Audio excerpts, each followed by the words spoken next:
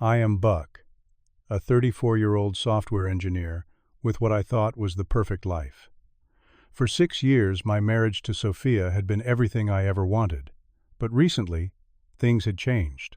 Work stress and our busy schedules had led to less time together, and intimacy had suffered. When Sophia's younger sister, Ava, moved to our city, I was happy to help her find an apartment and connect her with job opportunities. I never expected that my kindness would lead to the worst accusation of my life. Sophia believes I am having an affair with her 24-year-old sister. Let me know in the comments where you are watching from, and hit subscribe to follow this roller coaster of betrayal, false accusations, and the shocking truth I uncovered. Sophia and I met at my college buddy's wedding 8 years ago. I was a groomsman, and she was a bridesmaid. The moment I saw her walking down the aisle before the bride, I could not take my eyes off her. Her dark hair was styled in loose curls, and her blue eyes captivated me from across the room. After the ceremony, I worked up the courage to ask her to dance, and we spent the entire night talking as if we had known each other our whole lives. Our courtship was a whirlwind of excitement and romance. 6 months after we met, I proposed on a hiking trip to Crater Lake. 1 year later, we had a beautiful ceremony in the Colorado mountains surrounded by friends and family. It was everything we had dreamed of, and more. The snow-capped peaks provided a stunning backdrop for our vows, and the reception in a rustic lodge went on until the early hours of the morning. After the wedding, we settled into a comfortable routine. I was advancing in my career as a software engineer at a tech startup, while Sophia excelled in marketing for a large retail corporation. We bought a charming 3-bedroom house in a quiet neighborhood, thinking ahead to the family we planned to have someday.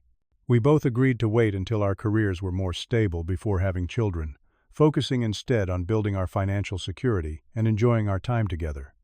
Sophia comes from a close-knit family. Her parents, Robert and Diana, have been married for 35 years and set a strong example of what a loving partnership should be. Sophia has 2 sisters, Ava, who is 24, and Emma, who is 32, and married with 2 children. Family gatherings at her parents' house were always filled with laughter, good food, and sometimes heated but loving debates. From the beginning, Sophia's family welcomed me with open arms. I particularly bonded with Robert over our shared love of fishing. We would often go on weekend trips to the lake, spending hours casting lines and talking about everything under the sundae. Diana treated me like the son she never had, always sending me home with containers of homemade food and calling to check on me when I was sick. Emma and her husband Tom became close friends, and we would often have dinner together or babysit their kids to give them a night out. Everything was perfect, until about 3 months ago, when Ava graduated from college with a degree in graphic design. She had been offered an entry-level position at a marketing agency in our city, which was a 6-hour drive from her parents' home. Sophia was thrilled that her sister would be living nearby, and immediately suggested that I help Ava get settled since I knew the city well and had a more flexible work schedule than she did. I was happy to help. Ava had always been sweet and a bit shy, the baby of the family who everyone doted on. She had visited us a few times over the years, and while we were not particularly close, I enjoyed her company and wanted to make her transition to the city as smooth as possible. Over the course of several weeks, I helped Ava apartment hunt, showing her different neighborhoods that would be safe and convenient for her commute. I introduced her to the best local coffee shops, grocery stores, and gyms in each area. When she found a place she liked, I helped her negotiate with the landlord, and even assisted with moving some furniture from a second-hand store she had purchased pieces from. Since Ava was new to the professional world, I also offered to look over her resume and connect her with some contacts in the design industry. We met for coffee a few times to discuss job strategies, and I introduced her to a friend who worked at a design firm that was hiring. Ava was grateful for all the help, and I was happy to provide it, knowing that Sophia appreciated me looking out for her sister. About a month after Ava moved to the city, I began to notice changes in Sophia's behavior. She became increasingly cold and distant. When I would come home from work, instead of our usual warm greeting and conversation about our days, she would barely acknowledge my presence. She started going to bed early, claiming fatigue from work, but I could tell she was avoiding me. At first I attributed her mood to stress at her job. Sophia had mentioned a big campaign she was working on, so I gave her space and tried to be supportive. I took on more household chores and suggested weekend getaways to help her relax, but she declined, saying she needed to catch up on work. The tension came to a head during a dinner at our favorite Italian restaurant. I had made reservations hoping to reconnect and enjoy a nice meal together like we used to. Throughout the entire dinner, Sophia barely spoke. She kept checking her phone and responding with one-word answers to my attempts at conversation. When I asked if something was bothering her, she simply shook her head and said she was fine, but her body language told a different story. We drove home in uncomfortable silence, and she went straight to bed, without even saying goodnight. The next evening I decided I could not take the silent treatment anymore. After a particularly tense dinner where we barely exchanged 10 words, I followed Sophia upstairs to our bedroom and gently asked her what was wrong. What happened next would change our marriage forever. Sophia turned to me, her eyes filled with anger and hurt. For a moment she just stared at me, and then the words came pouring out like a dam breaking. "You have got to be kidding me, Buck," she said, her voice trembling. "You know exactly what is wrong. Do you think I am stupid? Do you think I do not see what is happening right in front of my own eyes?" I was completely confused. I reached for her hand, but she pulled away as if my touch burned her. "I honestly have no idea what you are talking about," I said. She laughed bitterly. "My sister Buck. You and Ava. You are having an affair with my little sister." The accusation hit me like a physical blow. I felt as though all the air had been sucked from the room. My mind raced, trying to process what she was saying. An affair with Ava. The idea was so absurd that for a moment I thought she must be joking, but the pain and anger in her eyes told me she was dead serious. "What? That is insane. I would never cheat on you, especially not with your sister. Where is this coming from?" Sophia crossed her arms. "Do not insult my intelligence. The late-night texts, your suddenly changed phone password, the constant outings together. I see how you look at her, Buck. My own sister." I tried to explain each point. The texts were about apartment issues and job leads. I had changed my phone password because of a security update at work that required all personal devices to have new passwords. The outings were exactly what she had asked me to do, help Ava get settled in a new city. But Sophia would not listen. With each explanation, she became more agitated, accusing me of lying and gaslighting her. The argument escalated until she was shouting, and I was desperately trying to defend myself against accusations that had no basis in reality.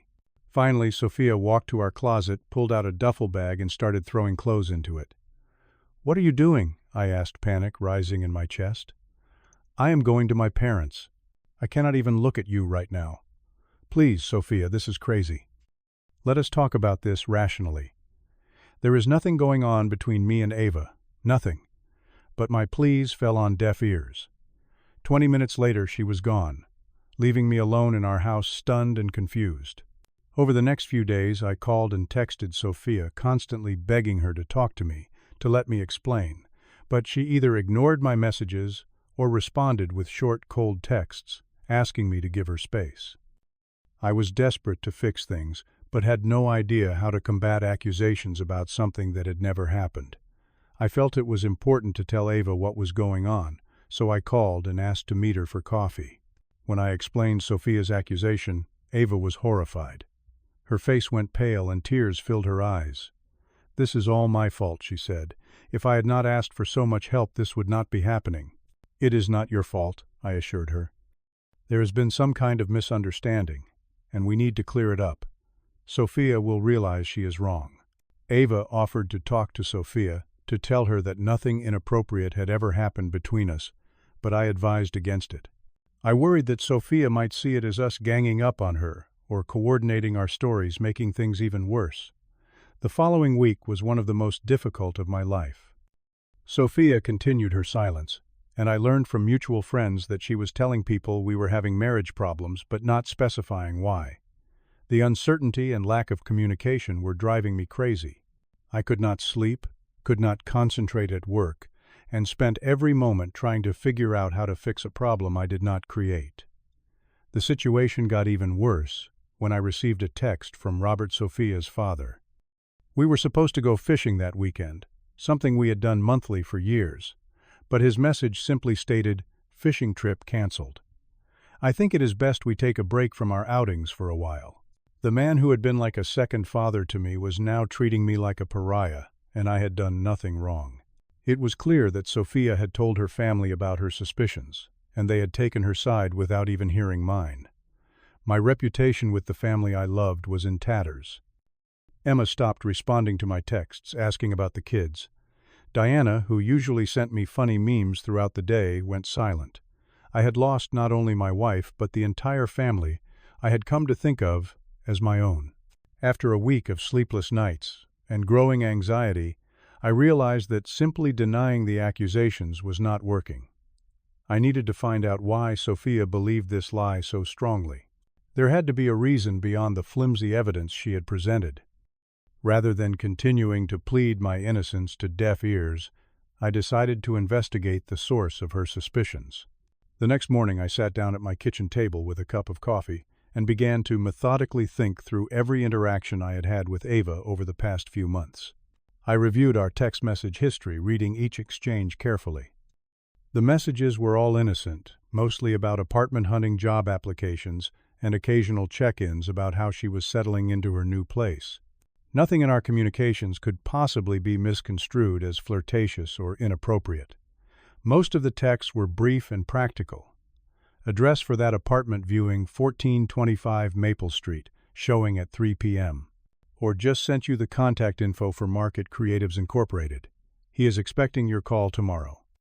Next, I reached out to several mutual friends to see if any rumors were circulating. Most were surprised by my questions and assured me they had heard nothing about an alleged affair. However, when I spoke to our friend Jake, he hesitated before responding. "Look, man," he finally said. "Sophia showed me some messages she received. Anonymous texts from someone claiming to have evidence that you and Ava are having an affair." My heart sank. Anonymous messages. This was something Sophia had never mentioned during our argument. "What kind of messages?" I asked. "What did they say?" Jake seemed uncomfortable. "I do not know all the details. She was pretty upset and only showed me briefly. But they were specific, man. Dates, times, places. You supposedly met Ava. There were even some photos. Photos of what Jake shrugged.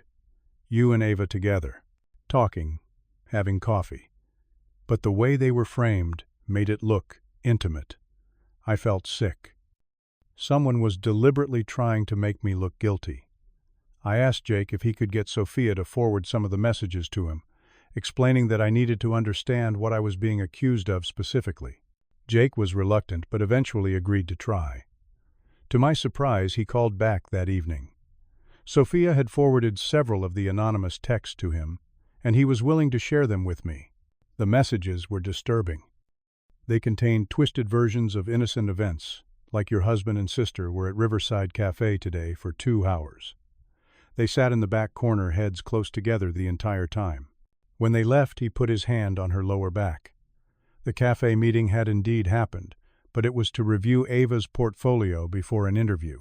We sat in the back because it was quieter, and I had briefly touched her shoulder, not her back, when pointing out someone I knew who was entering the cafe. Other messages described events that never happened at all. Last night, your husband and sister met at the Parkview Hotel bar at 11 p.m.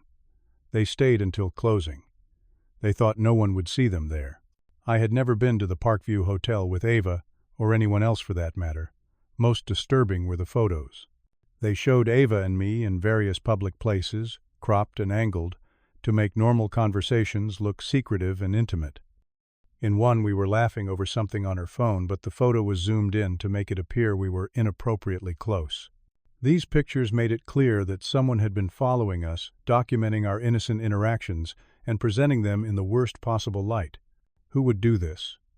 Who had a motive to destroy my marriage?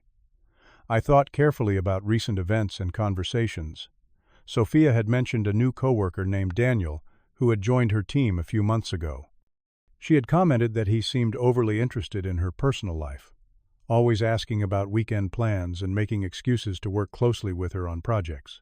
Through careful questioning of Sophia's coworker and our friend Lisa, I learned that Daniel had actually asked Sophia out before she and I met, but she had turned him down. They had briefly worked together at a previous company, and he had recently divorced and reconnected with Sophia when he joined her current company. This information set off alarm bells. I found Daniel's social media profiles and was shocked to recognize him as someone I had seen coincidentally around town several times recently, including at a cafe across from Ava's apartment building. The pieces started falling into place. Daniel was orchestrating this false narrative to break up our marriage. He had been following me, and Ava taking photos and sending manipulated versions of events to Sophia, hoping to drive a wedge between us.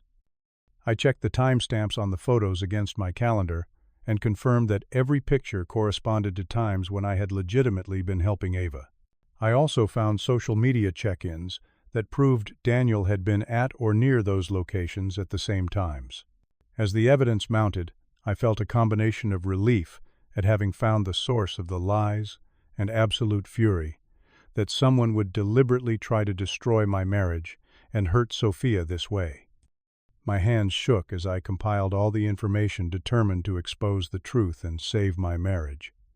Now I needed to confront Sophia with what I had discovered, but I knew I would only get one chance to make her see the truth.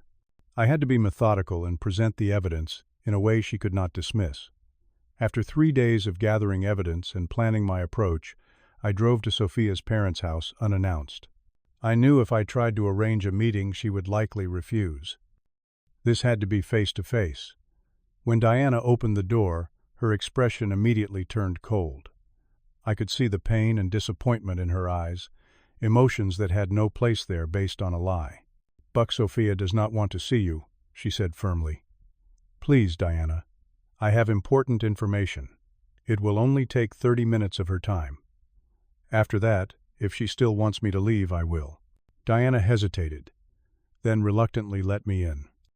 Robert was sitting in the living room and barely acknowledged my presence. I could hear Sophia in the kitchen. When she saw me, her face hardened. "What are you doing here? I told you I need space."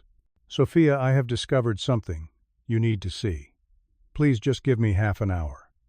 There was a tense moment where I thought she might refuse, but curiosity won out. We sat at the dining table, her parents hovering nearby, clearly ready to intervene if needed. I started methodically presenting my evidence. First, I showed her the actual text exchanges between Ava and me, compared with the anonymous messages she had received. "These messages you got are manipulating real events," I explained. "Look at the dates and times. They match perfectly with innocent interactions that you knew about." Sophia remained skeptical, but continued to listen as I showed her the photos from the anonymous texter alongside the wider, uncropped versions I had recovered from my own phone, revealing the innocent contexts. Then came the most damning evidence.